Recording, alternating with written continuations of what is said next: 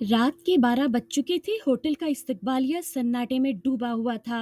अहमद, एक अकेला मुसाफिर, देर से आया और जल्दी से कमरा मांगा। रिसेप्शन वाले ने अजीब नजरों से देखा और बोला, बस एक ही कमरा खाली है, कमरा नंबर 313। मगर मगर क्या? अहमद ने बेसब्री से पूछा।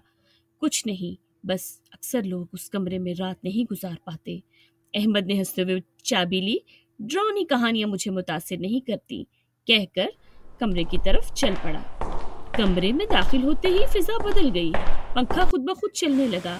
आईना धुंधला हो गया और दीवार पर लटकी पुरानी तस्वीर में मौजूद औरत की आंखें जैसे अहमद को देख रही थीं। अहमद ने नजरअंदाज किया और बिस्तर पर लेट गया।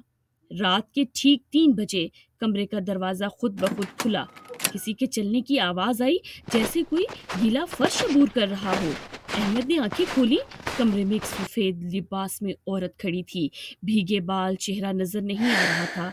वो धीरे धीरे अहमद के करीब आई और फिर अचानक गायब हो गई। सुबह रिसेप्शन पर अहमद की लाश मिली। चेहरे पर खौफनाक दहशत जमी हुई थी। आंखें खुली और जुबान बाहर निकली हुई। पुलिस ने तहकीकात की, मगर सीसीटीवी फुटेज में अहमद कमरे में अकेला था।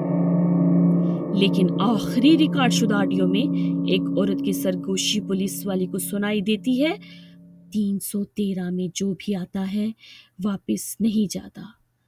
मजीद अच्छी कहानियों के लिए कहानी घर को सब्सक्राइब करें। शुक्रिया।